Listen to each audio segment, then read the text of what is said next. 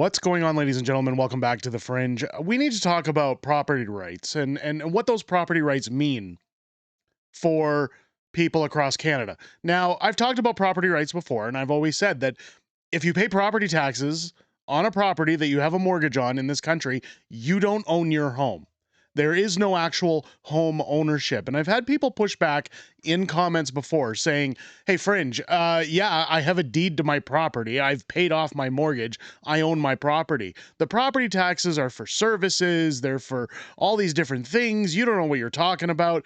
I have to talk today about it because British Columbia is stripping property rights away from citizens by, well, what's called UNDRIP. If you haven't heard of UNDRIP, let's go over that real quick here. As we take a look at this overview, I had to make sure to get an AI overview because I don't want YouTube coming back saying I'm giving misinformation.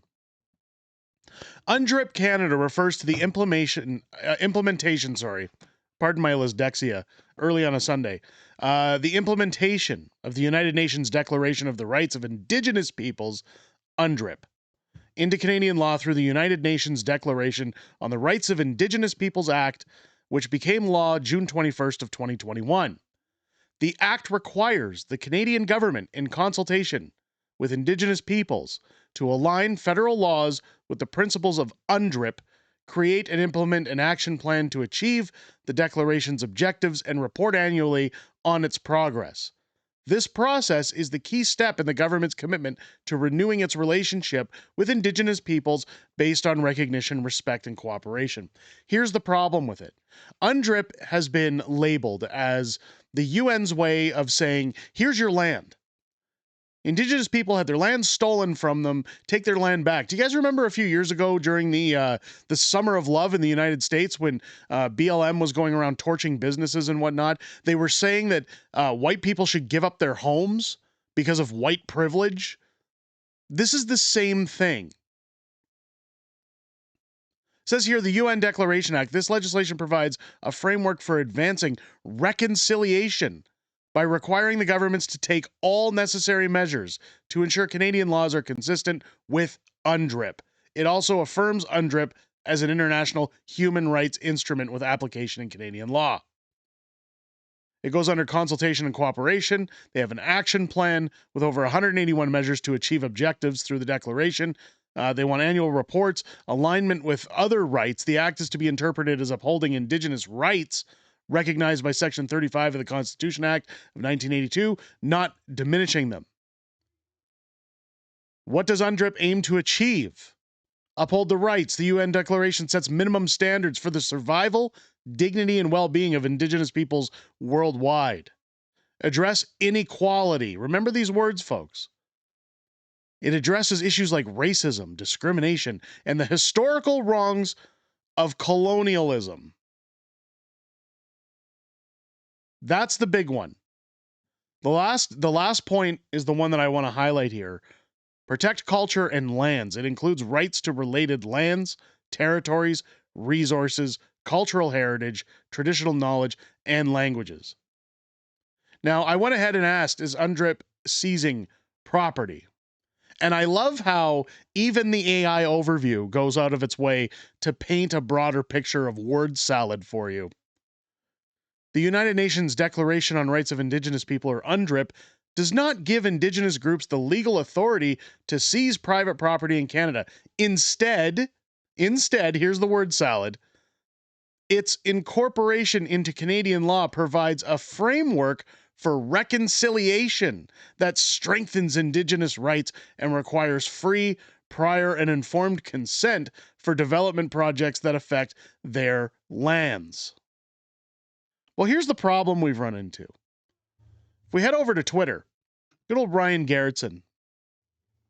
I can't recommend his account enough. I tell people every time we do a video with him, highlighted that you should go and follow him on X. Make sure to tell him that the Fringe sent you. He says, this is insane, from the city of Richmond in Canada. So it's essentially Vancouver. I always say it's part of Vancouver. Richmond is just a subdivision or sub area, kind of like Surrey or Delta.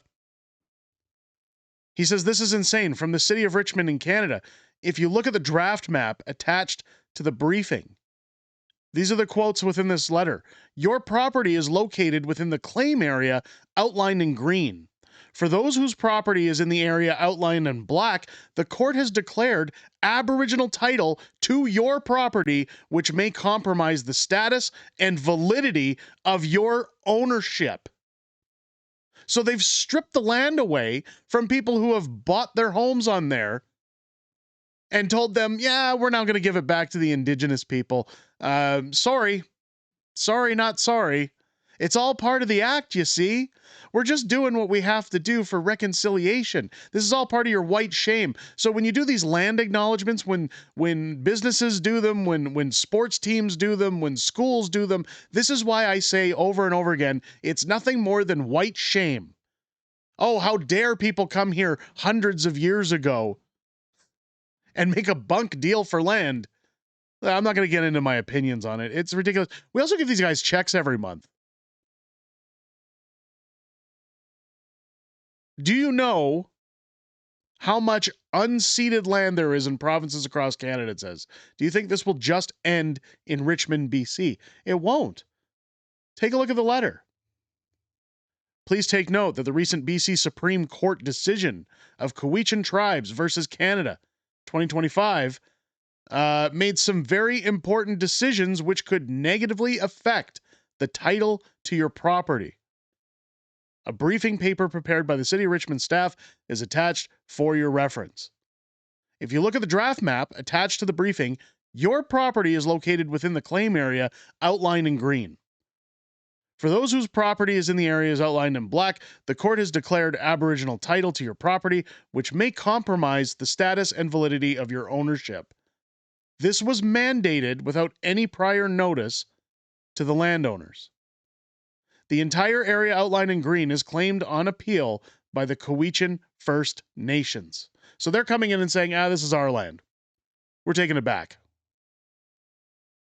Given the serious implications of the court decision and the pending appeal, the city is hosting an information session to be held on Tuesday, October 28th at 7 p.m. at Richmond City Hall. We hope that you can attend to learn more about this important situation. Please phone, and then it's got a phone number, and email us.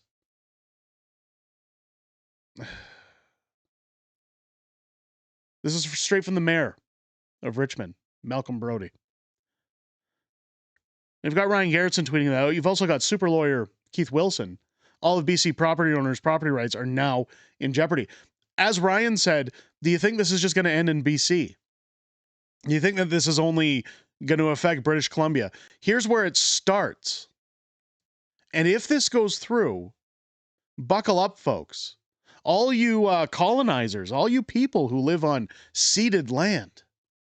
This is the argument when people say, well, if you say that you just want things to return to normal and you want immigrants to go home and you want all this UNDRIP to stop and everything else, you're preaching for a white-only Canada. That is not what we're asking for here. People who bought property have property rights. People who were born in this country have citizenship rights. This country needs to start taking care of its citizens and telling people from elsewhere they need to go home. There's no jobs. There's no homes. There's no life for you here. There's no welfare state. You're not getting in on it. You're not getting in on our crime. Sorry, not sorry. The door's closed. And when it comes to the Indigenous, look, we have treaties. We have deals that have been made as a result of what's happened hundreds of years ago. Canadians are not going to carry shame and feel guilty for something that was agreed upon. Keep in mind, these guys have, it's the same argument as Quebec and Alberta. They have no problem taking the checks. They have no problem taking money from the government of Canada. Their chiefs are corrupt. They abuse their people. They have no problem doing all those things. But when it comes to, oh, well, now we want the land too. We kind of just want everything. We're just going to, give an inch, take a mile sort of situation. This country needs a hard reset. You need to tell the Indigenous, refer to your treaties. We're not recognizing the UN. It's not happening anymore. The immigrants got to go home. Canadians need to be looked after first. If that makes me a colonizer for being born in this country and wanting my rights, call me colonizer of a white-only Canada, whatever you want to refer to. This is absurd. If you buy property in this country, what do you actually own? The lumber it was built with, the concrete in the foundation? Do you own the plot of land at which it sits on? It needs to be more clear. Because I'll tell you right now, people shouldn't be paying property taxes if they don't actually own said property. The government should not have right to tax Canadians if they can just swoop in and say, oh, we're giving this land back to other people. Let me know what you guys think down below in the comments. If it's your first time here, I hope this video has earned your subscription. Make sure to hit that button, leave a thumbs up and a comment down below. Let me know what you guys think. Do you think this is going to stop here? Or do you think this is just the beginning like I'm thinking it is? Do you think this is going to spread across the country? Do you think homeowners are going to lose their properties?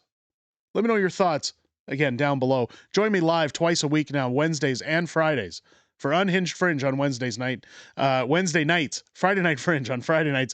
I'm joined by my new co-host, Matt, on Wednesdays, Mrs. Fringe on Fridays, as we talk about everything that happened this week in politics, everything we know coming up in the week ahead, as well as your Q&A within the greatest YouTube community on the platform.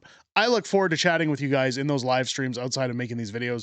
I most importantly look forward to chatting with you this week, starting at 6 p.m. Pacific, 8 p.m. Central, every Wednesday and Friday here on the channel. With that said, ladies and gentlemen, I hope you enjoyed this video. I hope you have a great rest of your day. I'll catch you on the next one.